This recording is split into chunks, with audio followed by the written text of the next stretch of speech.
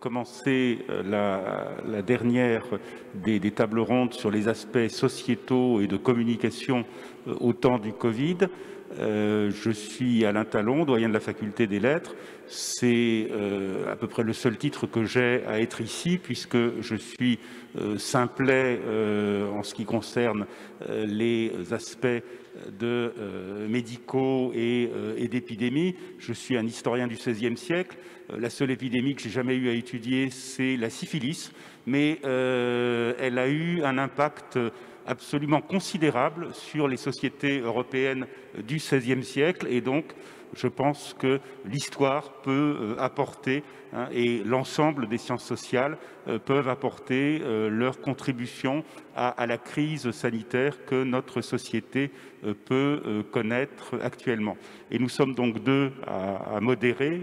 Nathan, Oui, bonjour, donc merci. Donc Nathan Peffers-Madja, je suis un peu de l'autre côté puisque je suis infectiologue clinicien à l'hôpital Bichat-Claude Bernard, donc dans un secteur qui s'occupe de patients atteints de la Covid-19.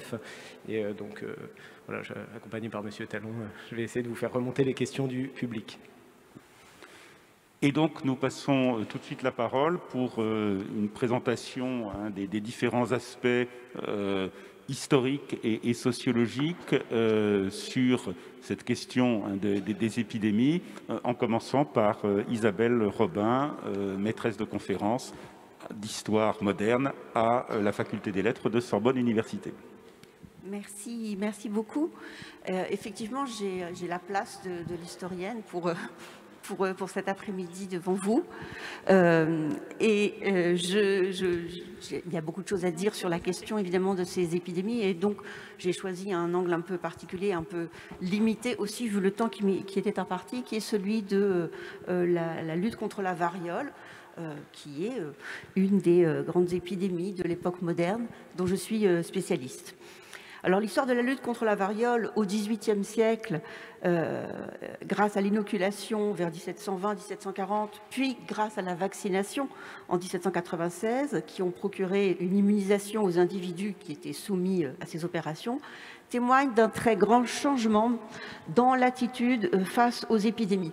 Puisque pour la première fois, les hommes disposent, pour prévenir une maladie mortelle, d'un procédé médical efficace. On entre vraiment dans le règne de la prévention. Encore fallait-il le faire adopter largement auprès des soignants comme auprès des malades. Et pour cela, dépasser les doutes et les questions que posaient ces deux procédés. Aujourd'hui, on parle d'hésitation vaccinale pour désigner les doutes émis par les personnes interrogées lors des enquêtes sur les vaccins, tous ceux qui ont des réserves sur la sûreté, la nécessité ou l'efficacité des vaccins, par exemple, peuvent entrer dans cette catégorie. Il est difficile d'appliquer, bien évidemment, cette notion telle qu'elle au siècle précédent. Néanmoins, les questions que posait l'inoculation puis la vaccination, qui soulevaient évidemment doutes, méfiance, refus aussi, pur et simple, sont amplement documentées et on peut donc se demander qu'est-ce qui faisait hésiter ou refuser ces méthodes de prévention contre une maladie aussi mortelle au XVIIIe et XIXe siècle. Donc je rappelle que la variole était vraiment une maladie très dangereuse pour tout un chacun. Environ 10% de la mortalité générale était causée par cette maladie et avec des pics lors des grandes épidémies qui pouvaient revenir assez régulièrement. Alors au-delà de la nouveauté et de l'origine un peu exotique du procédé de l'inoculation, qualifié parfois de remède de bonne femme, plusieurs questions importantes sont posées d'entrée de jeu par les médecins, mais aussi par les mathématiciens qui calculent le risque auquel on pouvait être soumis, et par beaucoup d'autres auteurs engagés dans le débat par des voies de publication. Ces mêmes questions sont reprises peu ou prou avec la vaccination au XIXe siècle, et on peut identifier en fait différentes sortes de catégories de problèmes posés par l'une ou l'autre de ces opérations. Il y a d'abord des questions sur les dangers et des questions sur l'efficacité. Et c'est un petit peu ce tour des questions que je voudrais faire avec vous aujourd'hui. Alors les dangers pour la santé sont d'abord des dangers pour la personne qui est inoculée ou vaccinée. Dans les premiers débats, on commence tout de suite à souligner les dangers bien réels de la méthode, puisque l'individu, lorsqu'il est inoculé, reçoit la variole humaine. Et donc, il est soumis au risque d'avoir une maladie qui se développe et même de subir une forme sévère de celle-ci, voire mortelle. Son entourage aussi peut contracter la maladie, bien évidemment, en s'occupant de la personne. Ce danger de répandre la maladie dans des populations qui en sont exemptes ou dans des lieux exempts de celle-ci disparaît avec le vaccin. Il n'y a plus ce risque de créer de nouveaux foyers de contagion, puisque la vaccine qui est transmise immunise bien contre la variole, mais n'a pas de caractère contagieux pour les hommes. Le risque pour le vacciné n'en est pas pour autant nul. Et ça, ils s'en rendent bien compte, évidemment, assez vite. Il y a des risques avec la vaccination de bras à bras, de surinfection, d'appauvrissement de la lymphe, et aussi, et surtout, le donneur pouvait transmettre une autre maladie à celui qui recevait la vaccination. En particulier, ce qui faisait très peur, bien sûr, c'est la syphilis. Cela a créé effectivement de nombreux refus de voir se diffuser cette vaccination. Parmi les opposants au vaccin, on associe de façon outrancière la vaccine à d'autres maladies, donc en disant effectivement que la vaccination pouvait devenir la cause unique d'un désastre multiple, comme l'écrit Verdet de Lille en 1855, qui associe la recrudescence des cancers, de l'asthme, des pleurésies, du rachitisme à la vaccination. Donc vous voyez, ça devient le mal le plus grand pour tout le monde. Le deuxième danger est un danger moral et biologique, puisque on introduit la maladie dans le corps de celui qui est sain, a priori, avec ces deux procédés. Ça donne effectivement une position qui est presque intenable pour les chrétiens qui disent que seul Dieu peut disposer du destin des individus. Et on le voit dans une société chrétienne comme celle de la France d'alors, le principe même de la vaccination ou le principe même de l'inoculation avant fait débat. Et puis, ne vaut-il pas mieux s'en remettre à la nature, à la variole naturelle qui immunise elle aussi, bien évidemment. Cette variante du discours se répand très largement au XVIIIe siècle, dans les couches populaires, et chez les médecins aussi, qui disent au fond, laissons la nature faire et laissons les choses avancer comme elles le doivent. Ce danger moral et biologique est aussi un danger que l'on voit pour la race humaine, puisqu'à partir du moment où la vaccine est introduite, on craint un empoisonnement du sang des individus par l'introduction d'une substance venue d'un animal, la vache, et à terme, on pourrait assister à une dégénérescence de l'espèce. Ce danger est souvent illustré par des dessins satiriques qui présentent des hommes et des femmes vaccinés qui ont des cornes de vache ou qui ont des petites têtes de vache qui se développent sur les bras, sur la tête, etc., qui, évidemment, sont là pour faire rire, mais qui montrent un petit peu aussi l'inquiétude qui est assez grande dans la société. Les inquiétudes de ce mélange homme-animal prennent diverses formes et rejaillissent d'ailleurs dans le discours nationaliste assez largement. On craint, à cause de la vaccination, des conscrits moins forts, à la fois en Allemagne, en Angleterre et en France dans les années 1860-1880. Et vous voyez donc qu'on glisse insensiblement du danger pour la race humaine au danger encouru par la nation tout entière.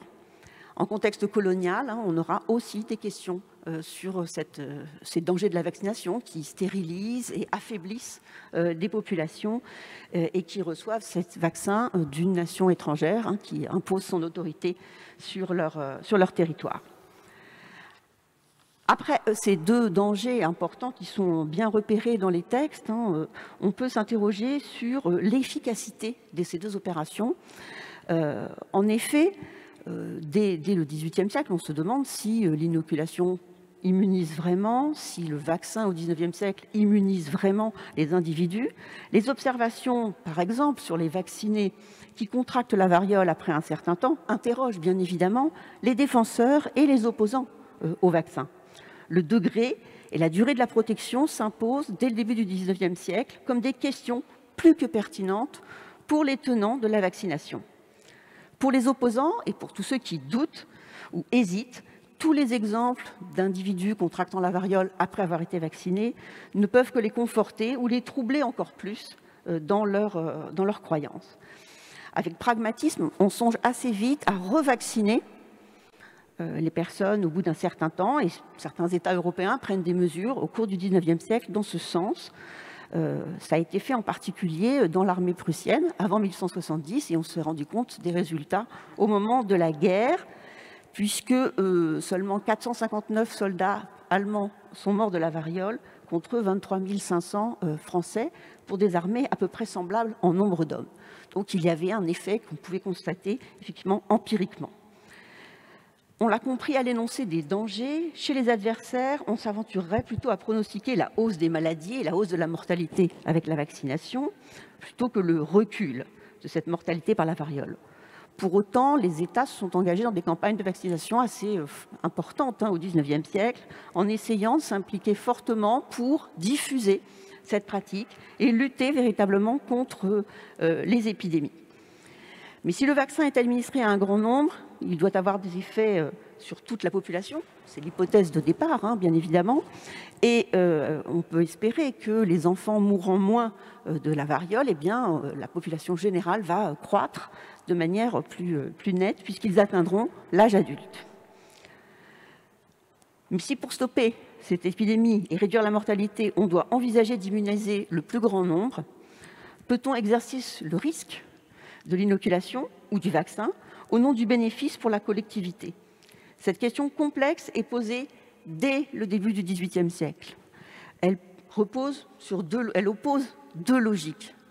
La logique, d'une part, du grand nombre.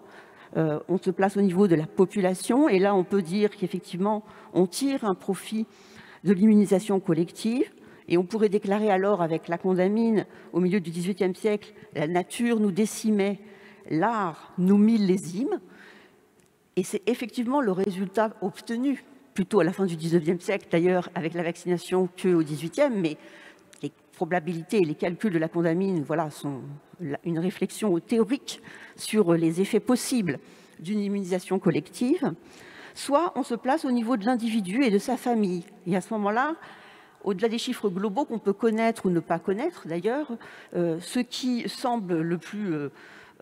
compte le plus, c'est la peur de l'inconnu, c'est le risque pour sa propre santé ou encore le risque pour la santé de son enfant, que l'on veut soumettre à cette vaccination. Et cela fait reculer, cela fait hésiter, effectivement, certains au fil du temps.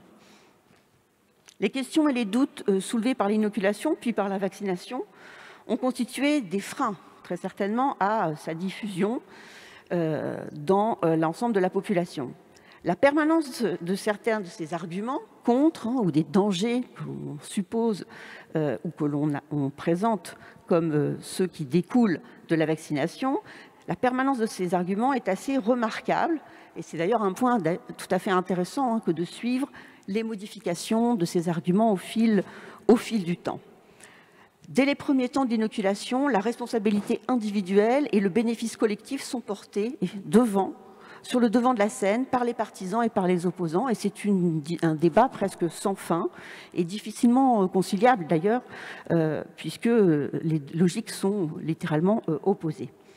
Les éléments que je vous présente ici sont évidemment extrêmement réduits et ne présentent qu'un tout petit pan de cette histoire que l'on peut faire de la lutte contre la variole, des différentes politiques dont je n'ai pas dit un mot bien évidemment, des hésitations dans le temps et de la progression de la vaccination antivariolique. Il n'y a pas de progrès linéaire non plus, et on pourrait s'attarder justement sur les hésitations de cette avancée de la vaccination qui a connu des moments d'avancée, des moments de recul, et sur le long terme, plutôt une progression effectivement assez nette. Je vous remercie.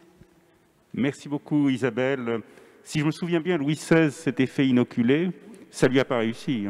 Si, sur le moment. Sur le moment, oui. Mais, non, mais c'est... Mais Louis XV est mort de la variole. Et Louis XV était mort de la variole, oui, c'est vrai.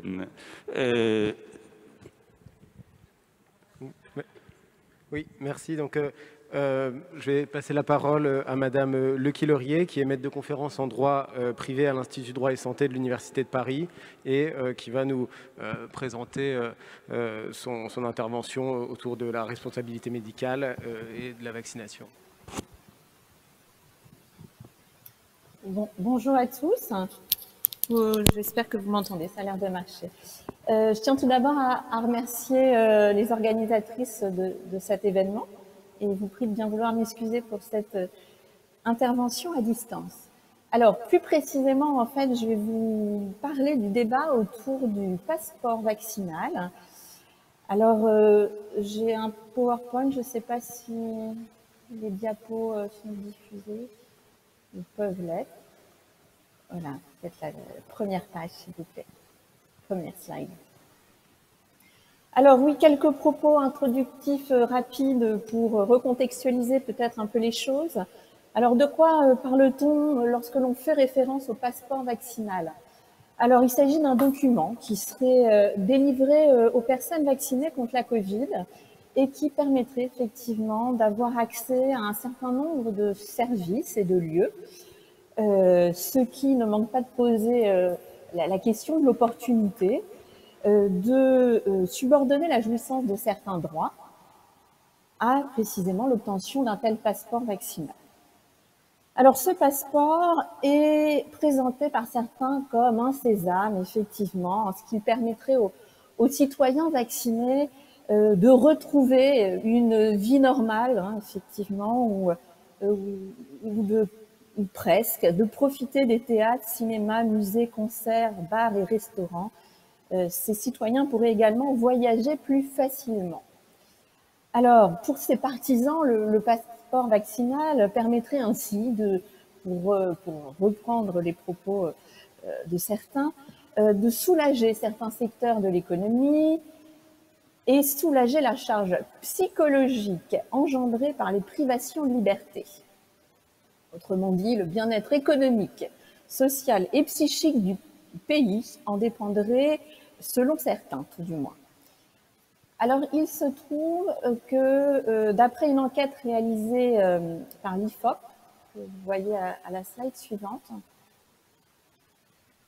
je ne sais pas si vous voyez très bien, mais l'intérêt des Français pour ce passeport serait réel. Alors, sans entrer démesurément dans le détail, sur les 1028 personnes interrogées, effectivement, il résulte de cette enquête que 62% des personnes, donc parmi les personnes interrogées, estimeraient que la vaccination contre la Covid doit être obligatoire pour prendre l'avion. À 60%, ils estiment que cette vaccination serait utile, devrait être obligatoire pour rendre visite à des personnes vulnérables, à 52% pour prendre les transports en commun, etc. Alors, pour plus de précision, notamment sur les facteurs déterminants dans l'adhésion aux différentes déclinaisons du passeport vaccinal, je vous renvoie directement à cette enquête qui est assez intéressante. Alors, l'idée d'instaurer un passeport vaccinal n'est toutefois pas si nouvelle que ça, et effectivement, elle a été évoquée dès mars 2020. Alors, c'est vrai qu'elle semble revenir en force avec le début de la campagne de la vaccination, mais également à la suite du projet de loi instaurant un régime pérenne de gestion des urgences sanitaires qui a été déposé en décembre dernier. Projet qui a créé la polémique, car il prévoyait un article qui permettrait au Premier ministre de subordonner les déplacements des personnes à la présentation des résultats d'un test de dépistage négatif ou au suivi d'un traitement préventif, y compris à l'administration d'un vaccin. Alors, fausse polémique, nous a dit le gouvernement, dans la mesure où ce projet de loi et cette disposition n'avaient pas vocation précisément à s'appliquer à l'actuel état d'urgence sanitaire. Alors, l'instauration d'un passeport vaccinal ne fait toutefois pas l'unanimité, c'est le moins qu'on puisse dire, Et ces opposants dénoncent notamment un danger pour les libertés individuelles. Et certains sont même beaucoup plus virulents en parlant de mesures d'essence totalitaire et de chantage au vaccin. Alors, je vous propose de revenir sur ce débat, alors peut-être en tentant de le dépassionner un petit peu, en vous expliquant pourquoi la question du passeport vaccinal apparaît aujourd'hui comme étant prématurée et pourquoi elle est sujette à controverse même pour l'avenir. Et je pense que c'est vraiment fondamental de bien comprendre qu'il faut raisonner en deux temps, en se positionnant sur ce qu'il en est aujourd'hui. Et effectivement, aujourd'hui, le débat sur le passeport vaccinal est prématuré. Si vous pouvez passer la slide suivante, s'il vous plaît. Alors, aujourd'hui, effectivement, le débat sur ce passeport vaccinal est prématuré. Il s'agit d'ailleurs de la position du gouvernement et du comité d'urgence de l'Organisation mondiale de la santé. Et ce débat est prématuré pour deux raisons. Tout d'abord, pour des raisons scientifiques. Ce sont des raisons qui ont été évoquées lors de la première table ronde. En effet, à partir du moment où nous ne connaissons pas la durée de protection des vaccins et nous ne savons pas si les personnes immunisées, vaccinées, tout en étant immunisées, peuvent ou non transmettre le virus, le débat apparaît effectivement comme étant beaucoup prématuré et précoce. Sans compter effectivement, comme cela a été également dit précédemment, on a des interrogations sur l'efficacité des vaccins autorisés face aux différents variants, même si effectivement un article publié hier dans Le Monde titrait que Pfizer et BioNTech jugeaient leurs vaccins efficaces contre les variants britanniques et sud-africains. Aujourd'hui donc, un tel passeport n'offrirait pas de véritable garantie contre la contagion et pourrait même créer un faux sentiment de sécurité. Attendons donc que la science ait des certitudes quant à la possible contagiosité des individus ayant reçu le vaccin et la durée de la protection induite. Mais même si ces incertitudes scientifiques est élevée dans un futur plus ou moins proche, le débat serait toujours prématuré aujourd'hui, dès lors que l'ensemble de la population n'a pas accès au vaccin, eu égard, comme cela a été dit lors de la précédente table ronde, à la stratégie vaccinale qui a été adoptée et au stock disponible de vaccins qui est insuffisant. Et donc, c'est le problème de l'accès qui est pour le moment limité à la vaccination. Et donc, le respect du principe d'égalité impose, là encore, d'attendre. Et c'est la raison pour laquelle le passeport vaccinal ne pourra être instauré tant qu'il existe une inégalité des citoyens face à l'accès au vaccin. Alors, on peut toutefois espérer que d'ici quelques temps, alors combien de temps exactement, on ne sait pas, mais nous disposerons de connaissances scientifiques plus solides et que l'accès à tous, à la vaccination sera garanti. Alors, interrogé sur la mise en place d'un passeport vaccinal, le ministre de la Santé lui-même estimait que si pour l'heure, la question effectivement ne se posait pas, dans quelques mois, quand les choses auront évolué, on ne pourrait pas priver les Français de ce débat. Alors, mais effectivement, ce n'est qu'à la double condition que toutes les incertitudes scientifiques soient levées et que nous ayons tous accès à la vaccination, que la question se posera de savoir si le passeport vaccinal peut réellement être une sortie de crise acceptable. Rien n'empêche toutefois d'ores et déjà de poser les termes du débat. Alors, conditionner un certain nombre de droits et libertés à l'obtention d'un passeport vaccinal soulève toutefois un certain nombre de questionnements, notamment d'ordre éthique, sur lesquels je vous propose de revenir. Il y a en effet un risque que ce passeport vaccinal soit utilisé comme un outil d'exclusion et de discrimination. Pourtant, effectivement, si chacun est libre de décider d'accepter ou de refuser un vaccin, pourquoi ne devrait-il pas assumer les conséquences de ses choix?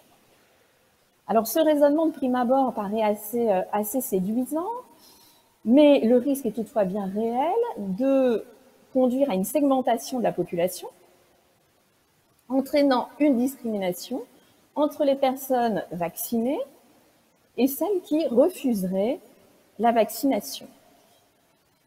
Alors même, et c'est très important et c'est même fondamental, alors même que le choix a été fait de ne pas imposer d'obligation vaccinale contre la Covid-19.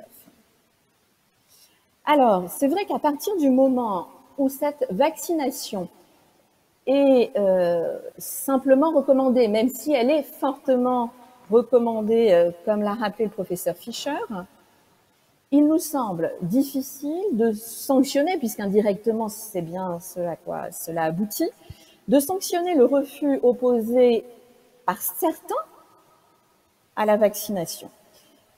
Le principe, effectivement, serait que les Français qui refuseraient de se vacciner devraient en effet conserver exactement les mêmes droits que ceux qui décident de se vacciner.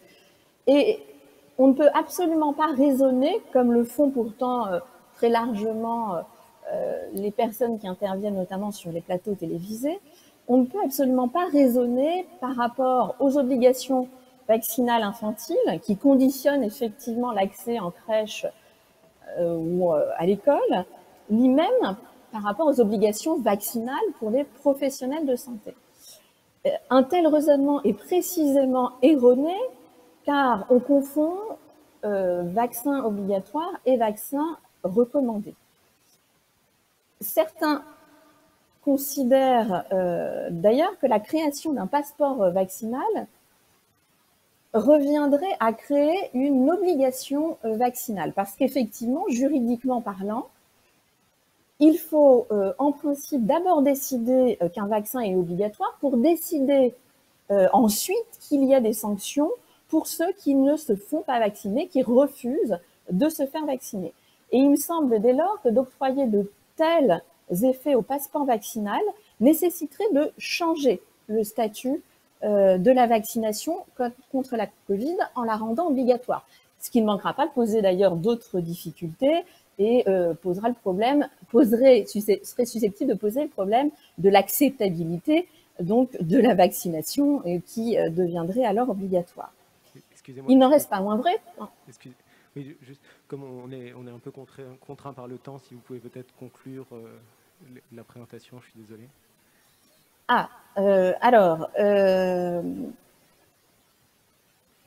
Du coup, effectivement, ça pose un certain nombre de difficultés et donner un tel effet au passeport vaccinal nécessiterait a priori un changement donc de statut de la vaccination. Ça poserait par ailleurs d'autres difficultés. Qu'en est-il des personnes qui ne refuseraient pas d'être vaccinées mais qui ne pourraient pas être vaccinées?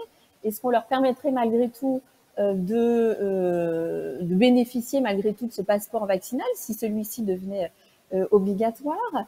Ça pose aussi des difficultés. Si ce passeport était adopté, est-ce qu'il faudrait que par voie réglementaire, on prévoit expressément les lieux qui seraient interdits aux personnes qui ne seraient pas vaccinées? Ça poserait par ailleurs des difficultés concernant les modalités de la vaccination et la question de savoir comment prouver la fiabilité de la vaccination, des problèmes qui ne manqueraient pas de se poser si l'on faisait le choix à la technologie. Il faudrait s'assurer de la protection des données de santé des personnes. Autrement dit, un certain nombre de questions ne manqueront pas d'être soulevées qui conduit à considérer qu'instaurer un passeport vaccinal supposerait du coup qu'un certain nombre et un grand nombre de garanties et de conditions préalables soient préalablement posées. Je vous remercie. Merci beaucoup. Je donne tout de suite la parole à Karine Berthelot-Guillet, qui est la directrice du CELSA, qui est l'école de communication interne à la faculté des lettres de Sorbonne Université, et qui va exposer justement tous les problèmes liés à la communication autour de cette question de la vaccination et de l'épidémie. Merci Alain. Donc je n'oserais pas prétendre présenter tous les problèmes, hein, tant en communication, les questions qui se posent et en information en général sont très larges à propos du Covid. Et on peut dire que ça va devenir un cas d'école, mais ce sont des questions normales dans la mesure où pour tout le monde, nous sommes face à quelque chose d'inédit. Et donc là, comme tout pour le reste, la communication et l'information doivent gérer cet inédit et balbutient parfois. Alors je pense que tout lecteur assidu de la presse nationale, qui regarde les médias comme la télévision nationale ou écoute les radios nationales, aura entendu, pas tout, mais largement une partie de ce qu'on a pu entendre aujourd'hui en étant hyper assidu. Mais malheureusement, tous nos concitoyens, ou malheureusement je ne sais pas, mais en tout cas tous nos concitoyens ne fréquentent pas ces médias et fréquentent aujourd'hui globalement pour s'informer des médias qui sont largement sur les réseaux sociaux et qui sont des médias qui forment autour d'eux ce qu'on appelle des bulles d'information, puisqu'ils vont choisir quelle information ils veulent recevoir et ils vont se retrouver finalement assez étanches au fait de recevoir d'autres informations peut-être plus objectives, plus scientifiques, et ça c'est une question, c'est un vrai problème pour cette épidémie. Alors j'ai pris la peine juste de regarder un peu l'histoire, l'aventure du vaccin depuis un an dans les médias. Alors il y a un an, c'était surtout une épidémie débutante, le vaccin n'apparaissait pas encore. Ensuite, il a été surtout question de gérer les malades et d'essayer de trouver des traitements. Et puis très vite, les traitements n'étant pas trouvés, on s'est tourné vers l'idée que le vaccin allait être la solution. Et là, on va dire qu'à ce moment-là, le vaccin a rencontré la méfiance classique que les vaccins rencontrent en France. Qu'est-ce que ça allait être, l'hésitation vaccinale, etc. Ensuite, évidemment, la notion d'ARN est sortie.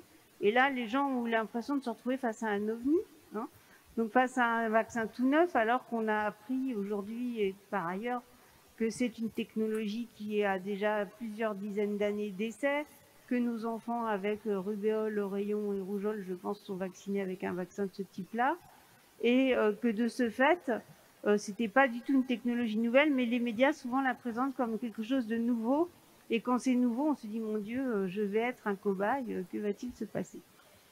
Alors, cependant, les traitements peinant toujours à venir, le vaccin est apparu comme vraiment la seule solution et est devenu l'espoir international. Il n'y a pas d'autre terme dans les médias, avec des lenteurs. Et une fois que les vaccins ont commencé à être acceptés par les agences autour du monde, on a eu la question des approvisionnements et de la transparence. Donc là, finalement, plus de remise en cause du vaccin.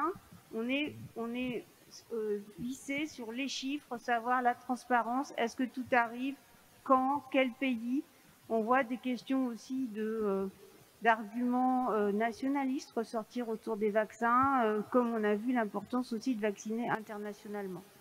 Donc, à partir de là, sont réapparus récemment des arguments capitalistes vis-à-vis des laboratoires.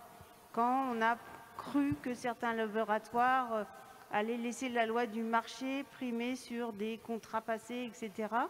Et donc là, ça reprend, ça redonne quelque chose au discours anti-vaccinaux habituel, hein, avec l'idée que les grands groupes pharmaceutiques vont s'arroger le droit de décider de qui sera vacciné ou pas. Donc ça a été un point important dans les médias. Et puis on a aujourd'hui cette idée qu'il y a finalement pas toujours coïncidence entre les discours des gouvernements et de la santé publique et les discours des laboratoires et des entreprises.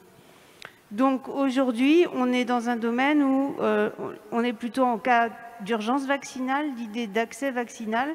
Et comme on l'a dit, quand on passera à d'autres populations, on va revenir aux éléments plus classiques, quoique peut-être que des possibilités d'accès à des voyages, notamment, pourraient en convaincre certains. Donc tout ça se fait dans le contexte essentiel des réseaux sociaux et des médias classiques, mais des réseaux sociaux qui ont construit depuis de nombreuses années un climat de défiance important, nourri à l'égard des vaccinations.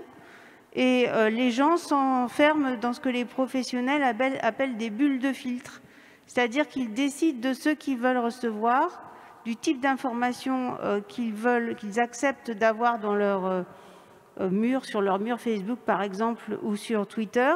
Et là, les algorithmes leur envoient du même, c'est-à-dire qu'ils vont envoyer ceux qu'ils ont choisis, uniquement ceux qu'ils ont choisis, ce qui fait qu'il ne suffit pas de décider de faire une communication publique, une communication de santé, une communication gouvernementale, si on n'arrive pas à passer au-delà de ces filtres que les gens sont très très doués pour construire en système de fermeture sur l'information qui leur convient.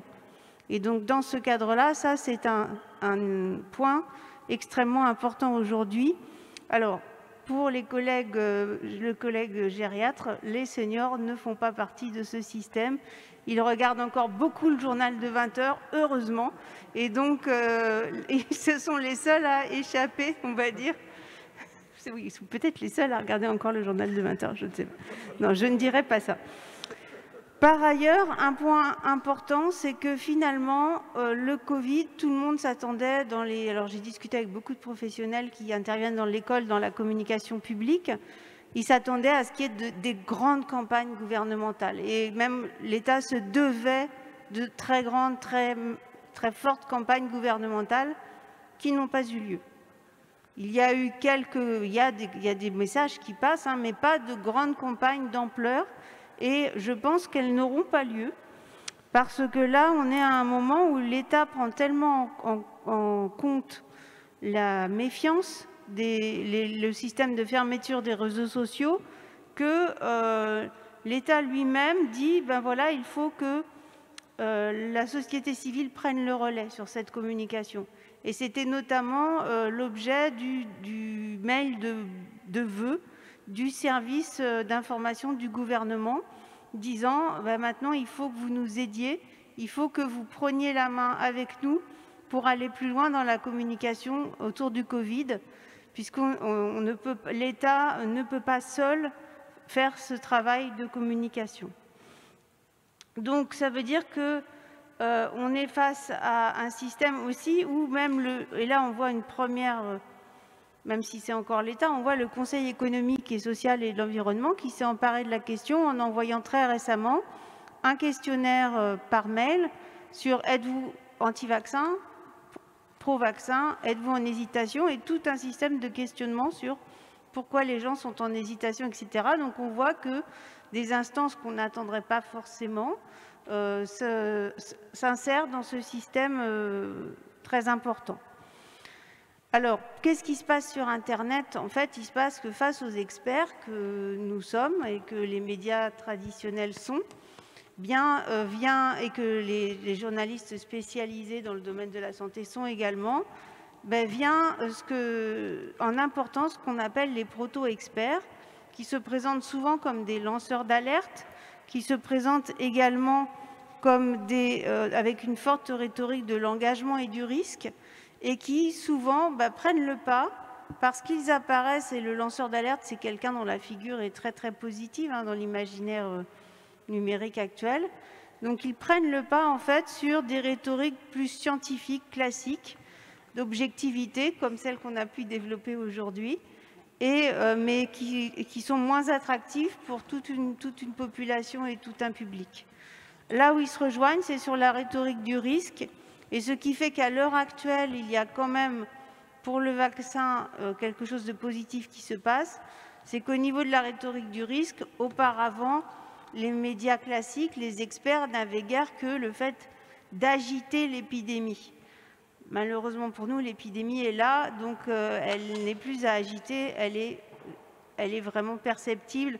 Ce qui permet, et c'est le moment, et j'espère qu'une conférence comme celle-ci y parviendra, ce qui permet au discours expert, je pense, de retrouver une raison d'être et une voie vers des publics plus larges.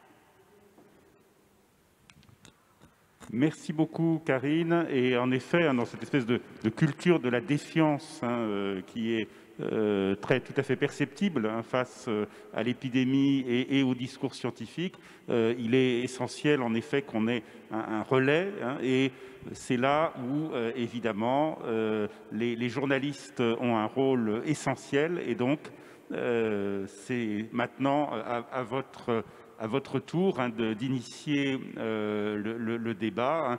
Madame Messager et Monsieur Roger, je vous invite à poser toutes les questions et à lancer tous les débats nécessaires. Alors, je voulais juste vraiment brièvement, avant de peut-être lancer des questions, et puis aussi Daniel aura sans doute envie d'intervenir. Donc moi, je suis journaliste au Monde et responsable des pages Planète au journal. Juste vous rappeler, mais très brièvement, l'enjeu que représente pour un journal comme Le Monde cette question de la stratégie vaccinale et plus largement de la couverture du Covid. C'est déjà un enjeu très classique, mais d'une actu qui est chargée, qui est très chargée, qui ne s'arrête jamais. À commencer par aujourd'hui, on attend, je n'ai pas encore l'info, mais on attend la décision de l'Agence européenne du médicament sur le vaccin AstraZeneca. Ça, c'est les infos ou les actus qui sont programmées, qui sont attendues. Mais il y a aussi tout ce qui nous tombe dessus qui n'est pas programmé, comme par exemple la décision de Johnson & Johnson de communiquer 1 heure avant l'EMA sur la phase 3 de ses recherches sur son propre vaccin. Donc, on est évidemment, ça c'est classique à la presse en général, mais on est dans un flux d'actualité et un flux qui ne tarit pas depuis plus d'1 an. Et on passe notre temps évidemment à essayer de sélectionner, de hiérarchiser, de prendre le temps d'expertiser les infos. Le deuxième point clair, important pour nous évidemment, c'est celui d'essayer de donner des clés de compréhension. C'est pas toujours très évident. Vous avez parlé tout à l'heure de l'ARN messager.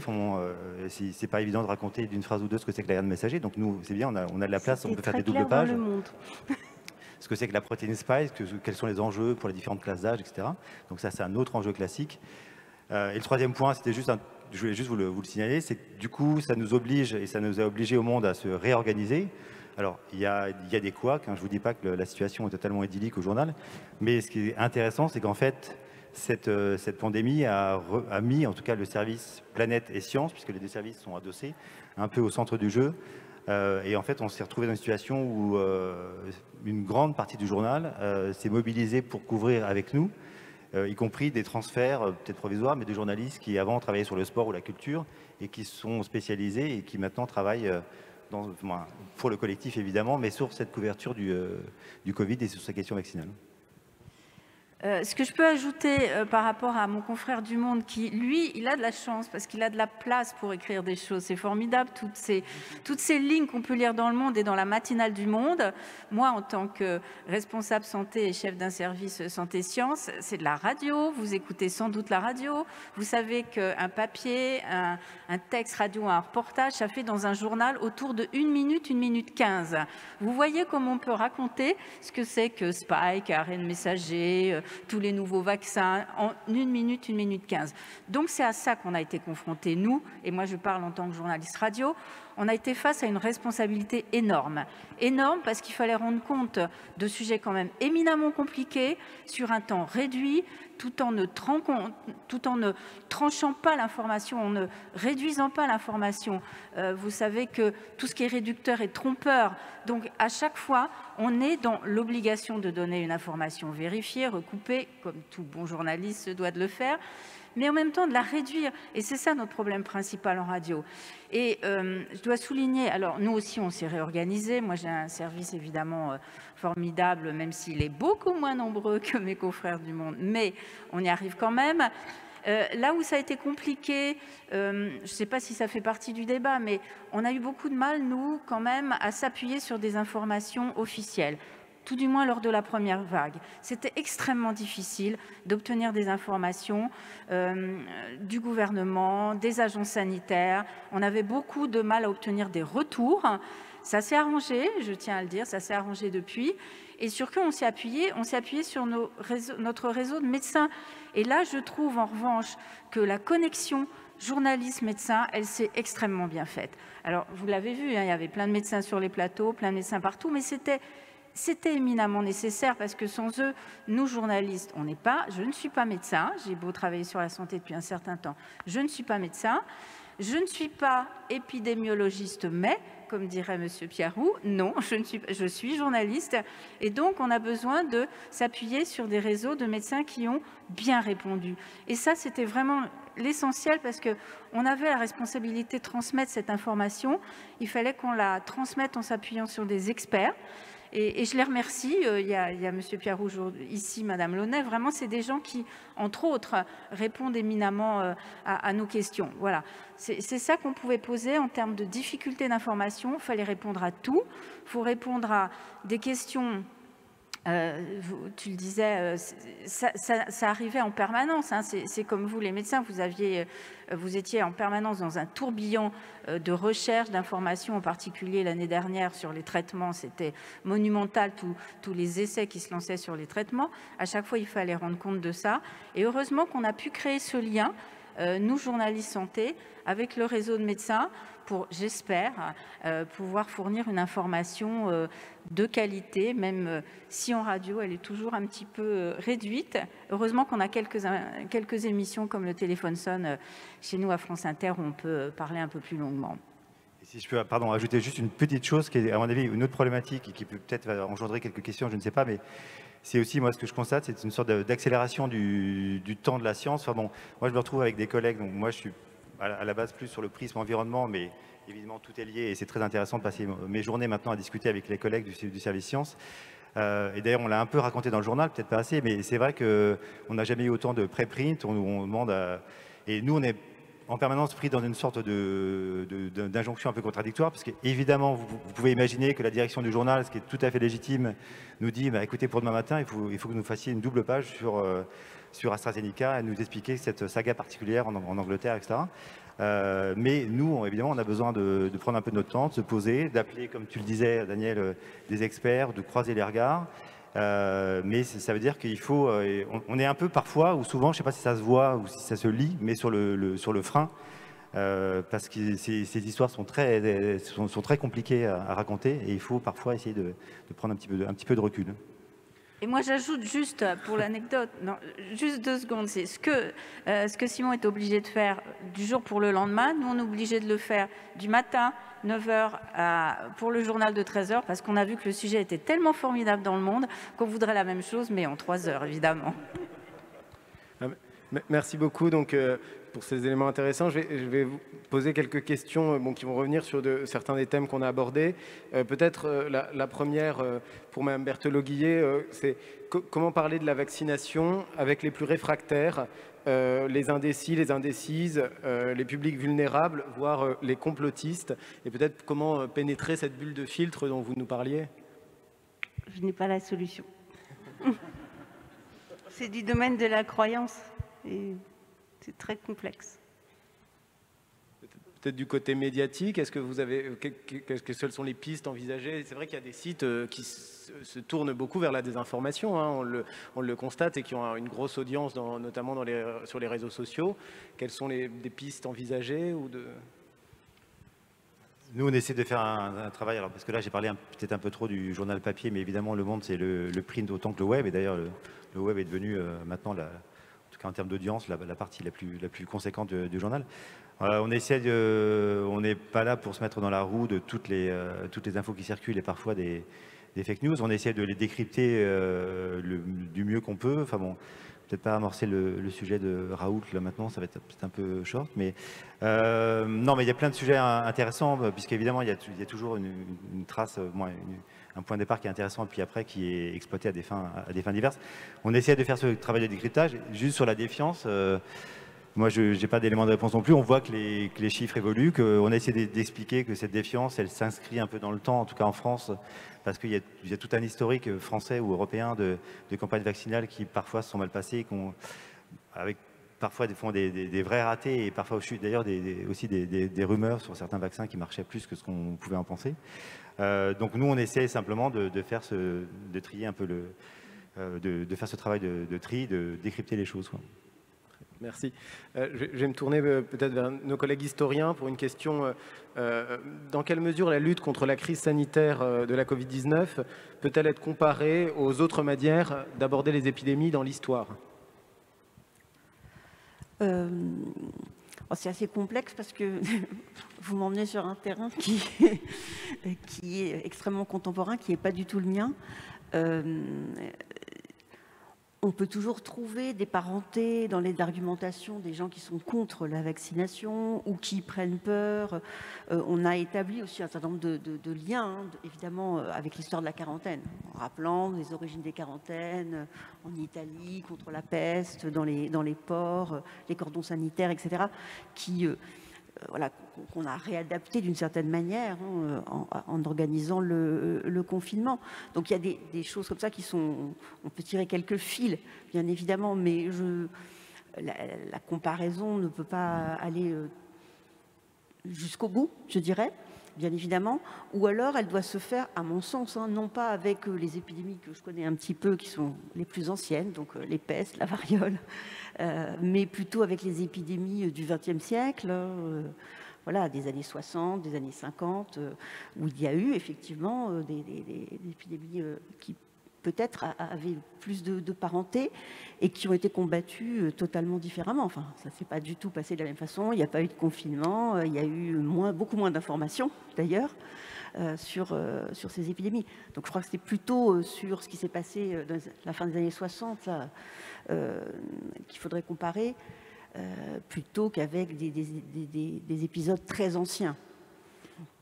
Il y a un aspect qui me frappe, c'est qu'actuellement, toutes les institutions, que ce soit les institutions politiques, mais aussi les institutions d'influence, les médias, les églises, sont toutes avec un discours uniforme. Et cela explique peut-être ce discours de réaction, je dirais, un peu complotiste que l'on peut voir et qu'il est très difficile de contrôler. Il me semble qu'au XVIIIe siècle, encore au XIXe siècle, il y a des institutions qui assument officiellement un discours, ce que tu évoquais, un discours hostile à une politique de vaccination, aux politiques sanitaires qui pouvaient être développées. Aujourd'hui, personne n'assume ce discours. Le résultat, c'est qu'il se diffuse de manière totalement incontrôlée, avec notamment un phénomène que l'ancien régime avait la chance de ne pas connaître, qui sont les réseaux sociaux. Merci, c'est vraiment intéressant ces éléments de réponse. Une question sur comment parler du doute.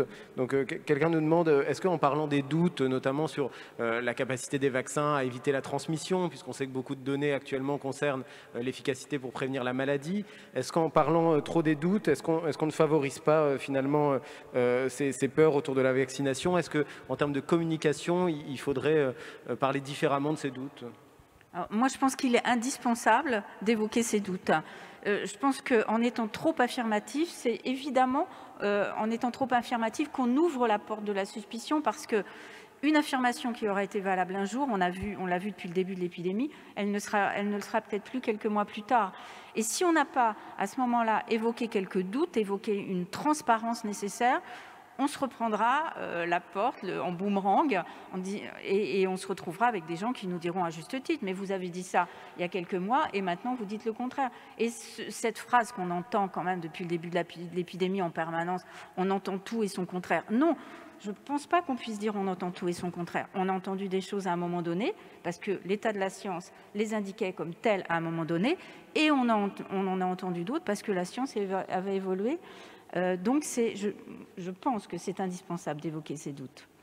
Juste pour compléter, pour prendre une image chère à la radio, on est là pour tendre le micro, donc sur les doutes, on est là pour relayer les doutes qui transparaissent à travers des publications scientifiques qui avancent à un rythme qui est le leur, et donc qui font part d'un état de connaissance à un instant donné. Et puis aussi les doutes qu'on entend quand on discute. Tu disais, Daniel, on passe beaucoup de temps, et d'ailleurs c'est effectivement super d'avoir un relais, d'avoir un contact comme ça possible avec autant d'experts. on n'a jamais parlé autant avec les médecins généralistes, évidemment, font les infectiologues, des épidémiologistes, on passe beaucoup de temps au téléphone avec eux, mais on se fait aussi le relais des questions qui se posent eux et qu'on essaie de raconter dans le journal sans prendre de position, simplement faire une sorte de constat un peu à plat et si possible un peu dépassionné de ces enjeux-là. C'est vrai que l'accélération de cette pandémie fait que le processus habituel de la science qui est fait de doutes, d'essais, de revenir, apparaît tellement contracté dans le temps que les gens peuvent avoir cette idée. Mais en fait, c'est parce que là, il y a une forme de transparence vraiment sur le processus et les gens découvrent que la science, c'est des essais, des choses qui réussissent et des choses qui ne réussissent pas. Et ce n'est pas forcément l'appréhension de la science qu'on a dans le grand public. C'est l'idée que on nous sort les choses une fois qu'elles sont certaines. Mais là, on est face à un processus et du coup, ça peut être inquiétant. Très bien, merci. Peut-être une dernière question.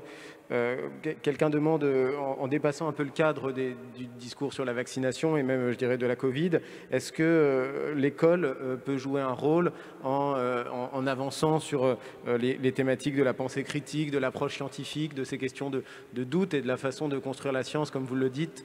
Alors, je ne sais pas qui veut répondre sur cette thématique plutôt scolaire, disons.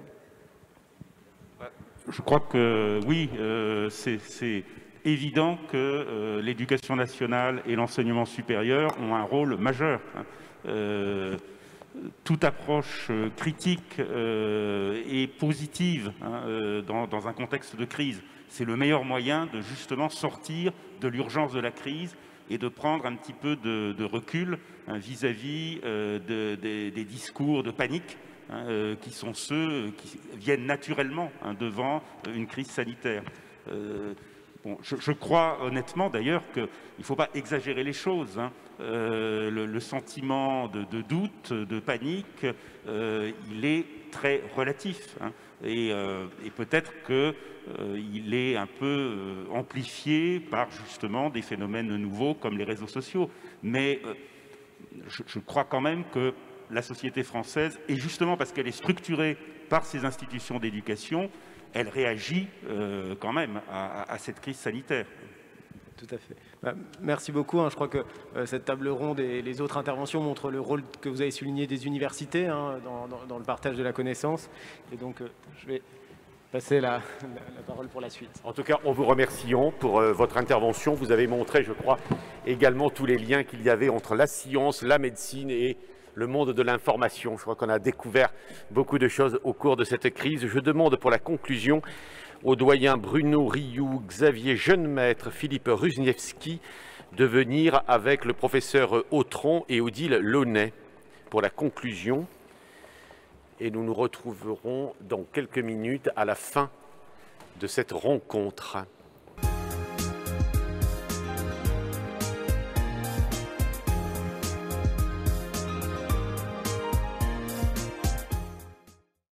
Bien, de nouveau bonsoir à tous. En ces temps un peu de morosité avec la crise Covid, j'ai plusieurs raisons de me réjouir ce soir. D'abord, les universités de Paris et Sorbonne Université se sont mis ensemble pour élaborer ce programme qui a, je pense, permis de mettre en valeur une parole universitaire, indépendante, rigoureuse, avec aussi ses doutes, ses incertitudes.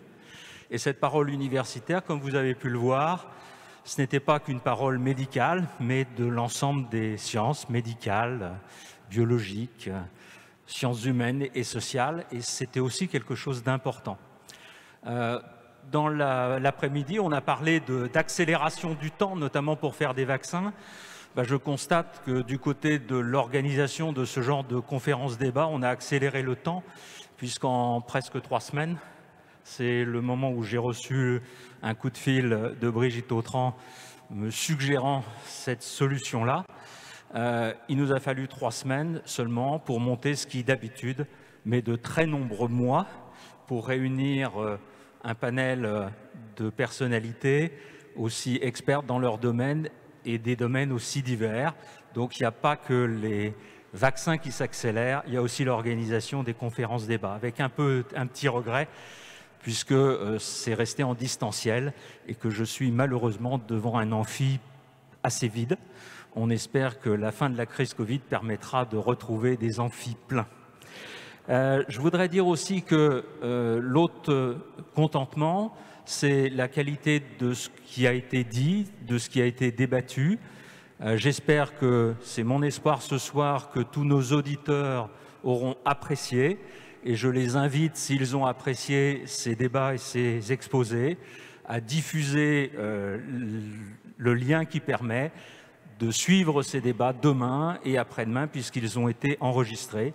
Et à ma connaissance, plus de 4000 personnes se sont connectées ce soir, ce qui est une excellente chose. Je n'en attendais pas tant. Il faut maintenant que ça se démultiplie. Un grand merci à Brigitte Autran et Odile Launay pour avoir programmé ceci, à tous les intervenants, à Ortus qui a été à l'organisation de l'ensemble, et bien sûr, un grand merci à tous les auditeurs qui nous ont suivis pendant toute cet après-midi, ou partiellement. Une faculté de médecine, une université, de façon générale, ont deux missions, la formation et la recherche. L'après-midi qu'on vient de passer témoigne de l'excellence de la manière dont on peut remplir la mission de formation. Quelqu'un a dit tout à l'heure, un auditeur ou un téléspectateur assidu sait déjà tout ça. Moi, j'ai beaucoup appris cet après-midi et je pense qu'effectivement, ça montre que l'excellence des interventions qu'on a eues, la qualité des intervenants, peut permettre à tout moment d'apprendre et de former. Merci Odile, merci Brigitte, merci à toute l'équipe organisatrice. Je suis extrêmement sensible à la qualité de tout ce qui a été dit. Et puis je voudrais juste dire que l'autre mission de l'université, c'est la recherche. J'ai lu dans des quotidiens très bien informés, pas plus tard qu'hier, qu'on pouvait dire que globalement, il y avait une forme de, je ne sais plus quel était le terme qui a été employé, d'écroulement, de faillite de la recherche française.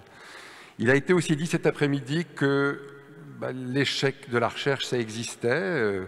Il n'y a pas eu de vaccin d'origine française qui ait pu être mis au point jusque-là. Mais bien au-delà de cela, je pense que l'université, et en particulier les deux qui sont représentés ici aujourd'hui, témoignent par la qualité des travaux qui ont été publiés récemment à propos de la Covid dans les plus grands journaux du monde, que la recherche française, et en particulier la recherche en santé, et en particulier encore sur cette épidémie, elle ne se porte pas si mal et elle tient la dragée haute à pas mal de pays. Alors on peut toujours faire mieux, on fera mieux, mais je voulais souligner cette excellence et la contribution de cette recherche à la santé de chacun d'entre nous. Merci encore. Je vais poursuivre. Je ne vais pas reprendre les remerciements de Bruno Rioux et de Philippe Rusnevski, et je m'associe complètement à ces remerciements, en particulier à Brigitte Autran et à Odile Launay pour avoir construit cet après-midi extrêmement importante, je crois. Je remercie aussi le rectorat de nous accompagner dans cette aventure. Je voudrais simplement prendre l'étiquette universitaire et je dirais que, au-delà des conférences-débats qui sont importantes pour le public, elles sont aussi importantes pour l'université. Et l'université, elle est faite d'étudiants qui souffrent actuellement et d'étudiants et d'enseignants-chercheurs qui sont aussi dans la difficulté. Et comme la radio, comme les journaux, on sait s'adapter, on essaye de s'adapter à ces nouvelles conditions. Et je suis sûr que si nous pouvions diffuser ces conférences-débats, mais faire de nouvelles conférences-débats sur ce sujet-là, du dépistage, de la vaccination, dans nos propres universités, de façon régulière, cela aiderait probablement à la sérénité de la compréhension de cette situation complètement inédite sur le plan sanitaire. Et donc, merci encore à tous les participants. Un dernier mot d'adresse à nos auditeurs. Je sais que beaucoup de questions ont été posées.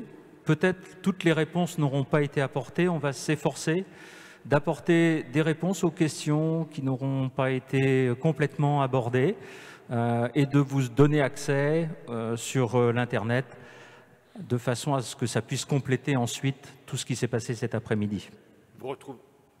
Merci à tous les intervenants. on clôt la conférence. Bruno Rioux, en fait, il y avait 5000 personnes qui nous ont suivis et pas 4000. Merci à tous et à toutes. Vous nous avez montré que la médecine, finalement, vaut mieux pour l'homme que tous les sacrements. C'était bien l'occasion de passer toute une journée, une après-midi en tout cas, ensemble. Et vous retrouverez ces débats sur les sites, des deux universités, Sorbonne Université et l'Université de Paris. Merci à tous et bon retour. Et merci au professeur Autron et Launay d'avoir eu l'idée et surtout d'avoir réalisé cet après-midi. Merci à tous, au revoir.